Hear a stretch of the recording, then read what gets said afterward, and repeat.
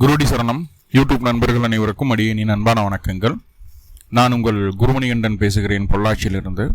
திருக்கணித பஞ்சாங்கத்தின்படி வரக்கூடிய ஜூலை மாதம் தனுசு ராசி என்பவர்களுக்கு என்ன மாதிரியான பலன்கள் நடக்க காத்திருக்கு அப்படிங்கிற விஷயத்தை இந்த பதிவில் பார்க்க போகிறோம். பாசிட்டிவ் நெகட்டிவ் ரெண்டுமே பார்த்துடலாம். நெகட்டிவ் ஏதாவது இருக்குது அப்படின்னா அதை எப்படி பாசிட்டிவாக மாற்றிக்கிறது, அதற்கான வழிபாட்டு முறைகள் என்ன, அதை எப்படி செய்யணும் அப்படிங்கிற எல்லா விதமான விவரங்களையும் டீட்டெயில்டாக தெளிவாக அந்த பதிவில் பார்த்துடலாம்.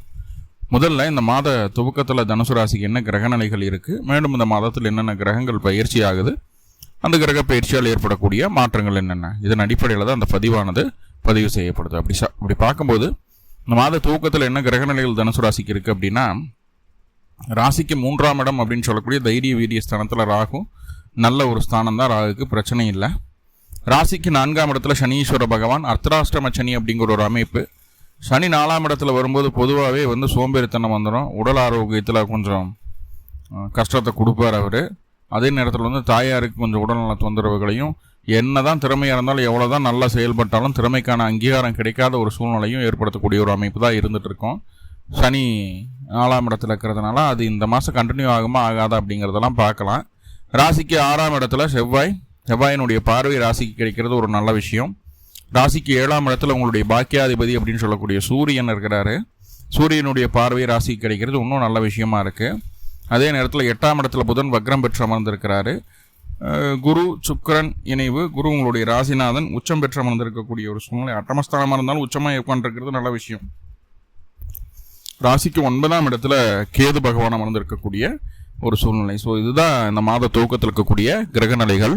மேலும் இந்த மாதத்தில் என்னென்ன கிரகங்கள் பயிற்சி ஆகுது அப்படின்னு சொல்லி பார்த்துட்டோம் அப்படின்னா, முதல்ல 4/7/2026 அன்னைக்கு சுக்கிர பகவான் ராசிக்கு 8ஆம் இடத்துலேருந்து 9ஆம் இடத்துக்கு பயிற்சி ஆகிறார். சிம்மத்தில் சுக்கிரன் கேதுவோடு இணையக்கூடிய ஒரு சூழ்நிலையில் இருக்குது.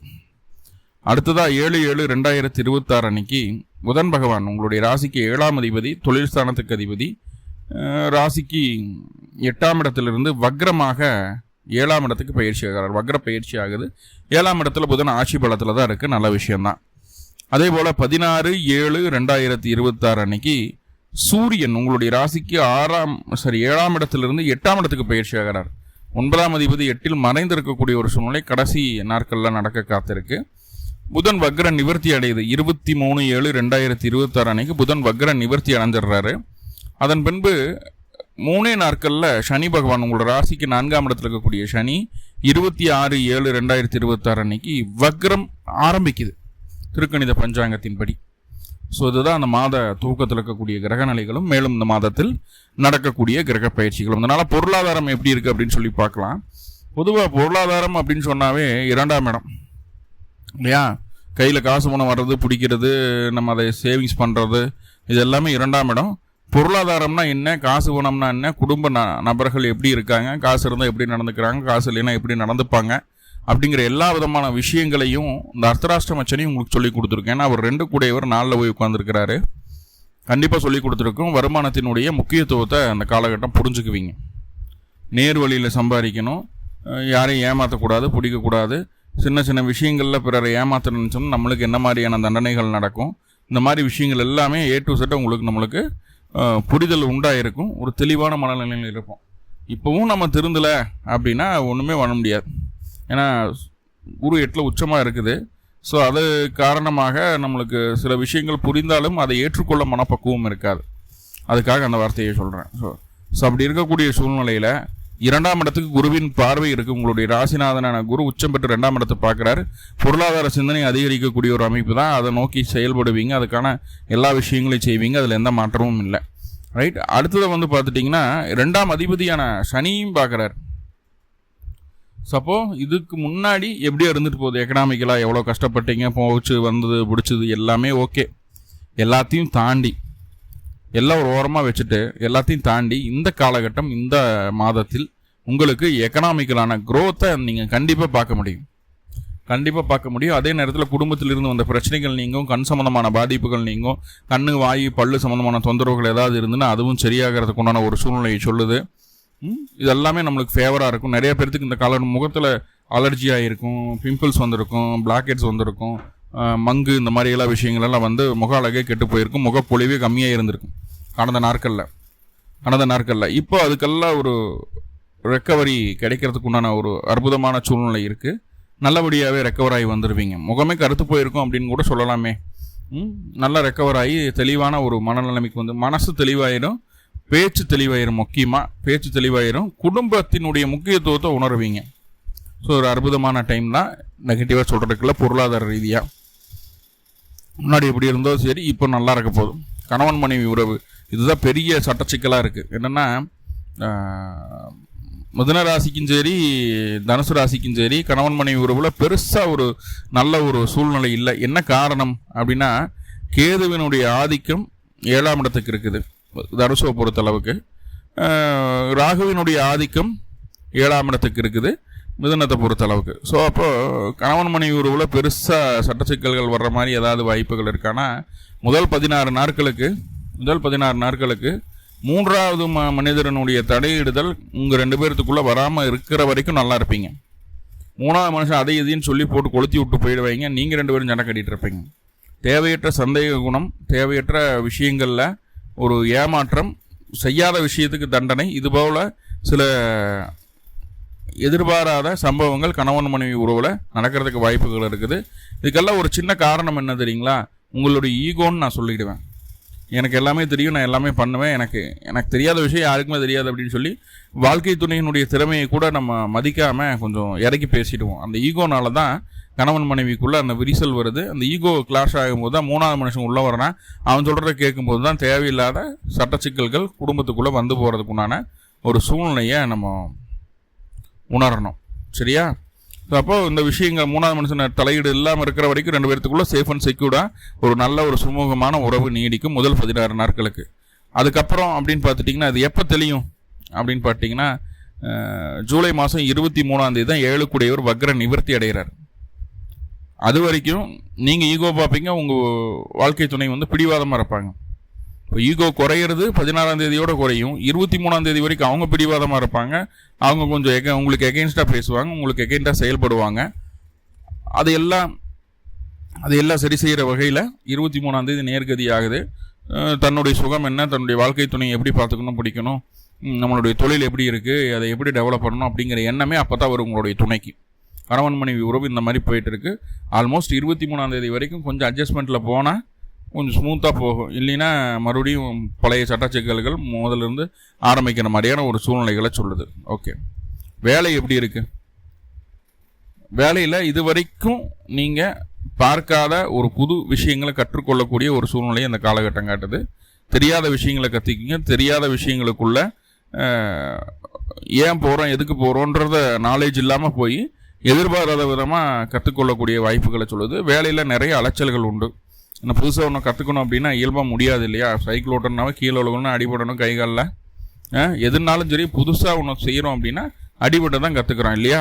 அந்த அனுபவம் கிடைக்க தான் அதை நம்ம நேர்த்தியாக செய்கிறோம். அப்படிங்கும்போது வேலையில் அலைச்சல் இருக்கும், டென்ஷன், ப்ரெஷர் இருக்கும். புதுசாக ஒரு விஷயம் கற்றுக்கும் போது கண்டிப்பாக அந்த அலைச்சல் விஷயங்களோடு சேர்த்துனா மன அழுத்தங்களும் இருக்கும்.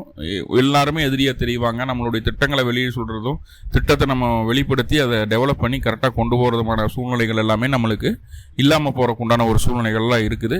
எல்லாத்தையும் தாண்டி எதிர்ப்புகளை ஜெயிச்சு உங்களுடைய வேலையில் உங்களுக்கு கொடுத்த டார்கெட்டை அச்சீவ் பண்ணக்கூடிய ஒரு அமைப்பாக தான் காட்டுது. போட்டி பந்தயம்னு வந்தால் மட்டும்தான் தனுசு ராசி இந்த காலகட்டம் வெற்றியை பார்க்கும். இல்லை என்னமோ பண்ணிட்டு போகிறாங்க அப்படின்னு சொல்லி போட்டு கண்டுக்காம விட்டுட்டாங்கன்னா தனுசு ராசி இந்த மாதம் பெருசாக பர்ஃபார்ம் பண்ணாது அப்படிங்கிறது சொல்லுது. ஏன்னா உங்களை யாராவது ட்ரிகர் பண்ணி விடணும் அந்த காலகட்டம். இல்லைன்னா உங்களுக்கு நீங்களே தூண்டுதடியாக இருந்துக்குங்க. உங்களுக்கு நீங்களே ட்ரிகர் பண்ணிங்க. அதை அச்சீவ் பண்ணணும் அப்படின்னு ஒரு டார்கெட்டை நீங்கள் வச்சுக்கோங்க. கண்டிப்பாக ஜெயிச்சிருவீங்க. அப்போ எதிர்ப்புகளை ஜெயிக்க முடியும். வேலையில் நல்ல ஒரு சூழலை உருவாக்குது. எல்லாமே ஓகே தான், ரைட்? அதே போல் அந்த பிளட் ப்ரெஷர் இருக்கக்கூடிய நபர்களுக்கு, லோ ப்ரெஷரோ ஹை ப்ரெஷரோ இருக்கக்கூடிய நபர்களுக்கு சரியாக மருந்து மாத்திரைகளை எடுத்துக்கங்க. இது பிளட் ப்ரெஷரில் வேரியேஷன் வர்றதுக்கு வாய்ப்புகள் உண்டு. இந்த மாதம் வேரியேஷன் வந்து ப்ரெஷர் ஸ்லோவாகி ஹாஸ்பிட்டல் அட்மிட் ஆகிறதான், ப்ரெஷர் ரொம்ப அதிகமாகி அட்மிட் ஆகிறதோ இந்த மாதிரி சூழ்நிலைகள் இருக்குது.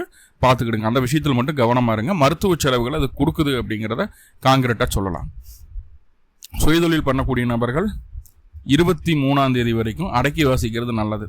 ஏன்னா 23ஆம் தேதி வரைக்கும் உங்கள் மனநிலை மிகச்சரியான முடிவுகளை எடுக்கக்கூடிய மனநிலைமை இருக்காது. அப்நார்மலிட்டி இருக்குது மனநிலைமையில். சரிங்களா? அப்போ நீங்கள் எடுக்கிற முடிவு சரியானதுன்னு உங்கள் மனசுக்கு மட்டும் தோணும், மற்றவர்களுடைய பார்வைக்கெல்லாம் அது தவறுன்னு தோணும். எல்லாத்தோட பார்வைக்கு தவறுன்னு தோன்றது நம்மளுக்கு சரின்னு தோணும், நம்ம தான் முட்டாளாயிட்டோம் அப்படின்னு அர்த்தம். சரியா? அப்போது தொழில் சார்ந்த விஷயங்களில் முதல் 23 நாட்களுக்கு எந்த மாற்றங்களையும் செய்ய வேண்டாம் அப்படிங்கிறது அடியனுடைய வேண்டுகோளாக இருக்குது. இல்லைன்னா ஏமாற்றத்தை செஞ்சுருவோம். ரைட்? குழந்தை பெற்றோர்களுக்கு இடையே உறவு நிலை எப்படி இருக்குது? 5ஆம் அதிபதி 6ல் போயிடுச்சு. கத்த குழந்தையே நம்மளுக்கு எதியாக மாறிடுவான். சரி, அப்பா அம்மாவாவது நம்மளை பார்த்துக்குவாங்களா அப்படின்னு கேட்டால் 9 கூடிய 8க்கு போகிறார் 16ஆம் தேதிக்கு மேலே. அப்போ தந்தைகிட்டையும் எதிர்ப்புகளை சந்திக்க வேண்டியது இருக்கும், அவங்ககிட்ட வாக்குவாதத்தை சந்திக்க வேண்டியது இருக்கும். நம்ம ஒன்று சொல்ல, அவங்க தந்தை ஒன்று சொல்ல, அந்த மாதிரியான ஒரு சூழ்நிலைகள் இருந்துகிட்டு இருக்கும். தாயாருடைய ஸ்தானம் அவர் ஆல்ரெடி 8ல் தான் போய் உட்காந்துருக்கிறார். உச்சமாக இருக்குதானா 4ஆம் இடத்தை பார்க்குது. அப்படிங்கும்போது தாயாருடைய ஆதரவு இருக்கும். அம்மா இருந்தாங்கன்னா ஆதரவு இருக்கும், அம்மா இல்லைன்னா தாயாரோட ஆசீர்வாதமாக இந்த காலகட்டம் கிடைக்கும். தெய்வ அனுகிரகம், தெய்வ ஆசீர்வாதம் இருக்கக்கூடிய ஒரு சூழ்நிலையை தான் நம்ம சொல்லுது. அப்போ தந்தையும் சரி குழந்தைகளும் சரி நம்மளுக்கு எகென்ஸ்டாக இருக்காங்க அப்படிங்கிறதுல எந்த மாற்றமும் இல்லை. கொஞ்சம் பொறுத்து போகிறது நல்லது. ஓகே, ஹவுஸ் ஒய்ஃப்கெல்லாம் எப்படி இருக்கும் அப்படின்னு கேட்டுட்டா சிம்பிள், ஈகோவை விட்டுருங்க. 16ஆம் தேதி வரைக்கும் ஈகோவை விட்டுருங்க. அதுக்கப்புறம் வாழ்க்கை துணை அவங்க ஸ்டாண்ட்லேயே நிற்பாங்க, அவங்க சொல்கிறது தான் சரின்னு நினைப்பாங்க. அப்போது அவசரப்படாமல் துரிதமாக எதையும் செயல்படுத்தாமல் பொறுமை காப்பது அவசியம் அப்படிங்கிறது சொல்லுது. அதே நேரத்தில் வண்டி வாகனத்தில் கொஞ்சம் கவனமாக இருங்க. எந்நேரமும் உங்கள் தொழில் சார்ந்த சிந்தனை அதிகமாக இருக்கக்கூடிய ஒரு சூழ்நிலை. 2வது, உங்களுடைய வாழ்க்கை துணையும் உங்களுடைய மாமியாரும் ஒன்று சேர்ந்துக்கு வைங்க. அவங்களுடைய கருத்து ஒரே மாதிரி இருக்கும். ஆமாம், நீங்கள் சொல்கிறது தான் சரின்ட்டு அடுத்த வேலையை பார்த்துட்டு போயிருங்க. ஏன்னா விட்டு கொடுக்குறவங்க கெட்டு போகிறது இல்லை அப்படிங்கிறத ஆல்ரெடி உணர்ந்துட்டீங்க தனுசு ராசி. ரைட்? அப்போது அட்ஜஸ்ட் பண்ணிட்டு சரி ஓகே நீங்கள் சொல்கிறதான் கரெக்டு, நம்மளுக்கும் நேரம் வரும், அந்த டைம் வரும்போது நம்ம பார்த்துக்கிடலாம், நம்மளை தேடி வருவாங்க அப்படின்னு மனசுக்குள்ளே நினச்சிப்பீங்க. அது ரொம்ப சீக்கிரமெல்லாம் நடக்கிறதுக்கு வாய்ப்புகள் இருக்குது அப்படின்னு கேட்டால் கண்டிப்பாக ரொம்ப சீக்கிரமாக நம்மளை தேடி வரப்போகிறாங்க. அதில் எந்த மாற்றமும் இல்லை. அடுத்த மாதமே இது நடக்கும். அது வரைக்கும் வெயிட் பண்ணி கொஞ்சம் ஸ்மூகமாக போய்க்கிறது நல்லது. வாழ்க்கை துணை ஹவுஸ் ஒய்ஃபாக இருக்கக்கூடிய நபர்கள் இல்லைனா மைண்டில் தேவையில்லாத எண்ணங்களை புகுத்திட்டு கொஞ்சம் ப்ரெஷரைஸ்டாக இருக்கிற மாதிரி இருக்கும். படிப்புலலாம் ஒன்றும் பிரச்சனை இல்லை, ஸ்மூத்தாக போகுது. என்னதான் சனியாக இருந்தாலும் 2 கூடிய 4 இருக்கிறாரு, குரு பார்வையில் இருக்கிறதுனால ஒரு பிரச்சனையும் இல்லை. ஆரோக்கியத்துலேயும் முன்னாடி இருந்த அளவுக்கு பிரச்சனைகள் இல்லாமல் கொஞ்சம் ஸ்மூத்தராக போகக்கூடிய ஒரு அமைப்பு. என்ன பிரச்சனைகள் இருந்தாலும் கொஞ்சம் கொஞ்சமாக குறையிறதுக்கு உண்டான வாய்ப்புகளை சொல்லுது. ஆல்ரெடி இருக்கக்கூடிய பிரச்சனைகள், வம்பு வழக்கு பிரச்சனை, கடன் நோய் எதிர்ப்பு இந்த மாதம் உங்கள் கண்ட்ரோலில் இருக்கும். பெருசாக உங்களை தாண்டி எதுவும் நடந்துடாது. கொஞ்சம் அந்த விஷயத்துலேயும் உங்களுக்கு பெரிய பேக்லாக் இல்லை அப்படிங்கிறத சொல்லுது. இப்போ நிறைய பாசிட்டிவ் போட்டோம், சின்ன சின்ன நெகட்டிவ் இருக்கு இல்லையா? நெகட்டிவ் சரி செய்கிறதுக்கு என்ன வழி அப்படின்னு பார்த்துட்டா பக்கத்தில் இருக்கக்கூடிய முருகனுடைய ஆலயங்களுக்கு போங்க. முருகனுக்கு 2 நல்லெண்ணெய் தீபம் போட்டு வழிபாடு பண்ணிட்டு வாங்க. பிறந்த கிழமை அன்னைக்கு, பிறந்த நட்சத்திரத்தன்னைக்கு இந்த வழிபாடை செய்யுங்க. கண்டிப்பாக அந்த மாதம் உங்களுக்கு சூப்பரான மாதமாக அமையும். மேலும் உங்களுக்கு நல்லதெல்லாமே நடக்கணும்னு சொல்லி எல்லாம் வல்ல பரம்பொருளை பிரார்த்தனை பண்ணிட்டு அந்த பதிவை முடிச்சுக்கிறேன். நன்றி நண்பர்களே, நன்றி. வாழ்வளமுடன். திருச்சிற்றம்பலம்.